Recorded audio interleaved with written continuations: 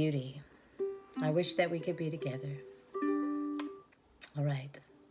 Once upon a time, there was a deer who was the leader of a herd of 1,000. He had 2 sons. One was very slim and tall, with bright alert eyes and smooth reddish fur. He was called Beauty, and the other was Gray, also slim and tall, and was called Gray. One day, after they were fully grown, their father called Beauty and Gray to him. He said, "I am now very old, so I cannot do all that is necessary to look after this big herd of deer.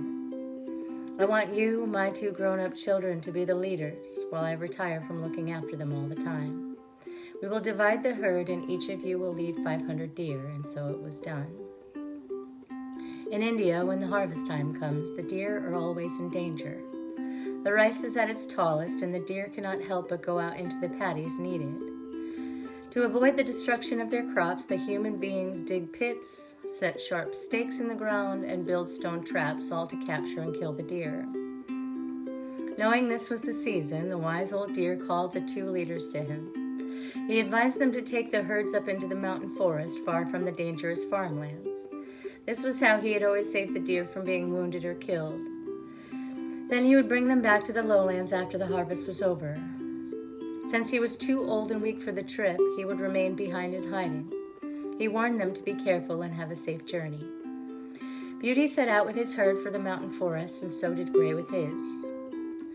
The villagers all along the way knew that this was the time the deer moved from the low-lying farmlands to the high countryside, so they hid along the way and killed the deer as they passed by.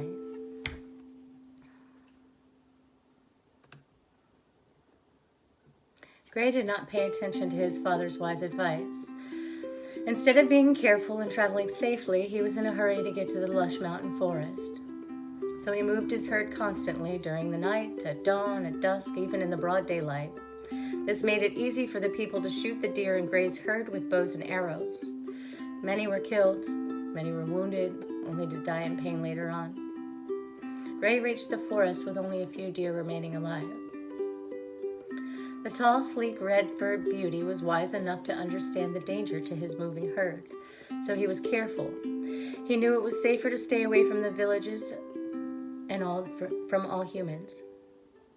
He knew that it was not safe in the daytime, or even at dawn or dusk, so he led his herd wide around the villages and moved only in the middle of the night. Beauty's herd arrived in the mountain forest safe and sound, with no one killed or injured. The 2 herds found each other and remained in the mountains until well after the harvest season was over. Then they began the return to the farmland country. Gray had learned nothing from the first trip. It was getting cold in the mountains. He was in a hurry to get to the warmer lowlands, so he was just as careless as before.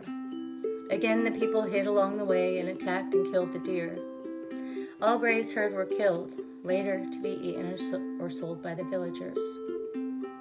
Gray himself was the only one who survived the journey. Beauty led his herd in the same careful way as before. He brought back all 500 deer completely safe. While the deer was still in the distance, the old chief said to his doe, "Look at the deer coming back to us. Beauty has all his followers with him. Gray comes limping back alone, without his whole herd of 500. Those who follow a wise leader with good qualities will always be safe. Those who follow a foolish leader who is careless and thinks only of himself will fall into trouble and be destroyed." After some time, the old deer died and was reborn as he deserved. Beauty became the chief of the herd and lived a long life, loved and admired by all. The moral of the story is a wise leader puts the safety of his followers first. And also, children, be careful who you follow. Make sure that you're being wise to follow and take orders from people who have your best interest at heart. Okay? I hope that this instruction will help to make you wise. All right? Many blessings to you, dear ones.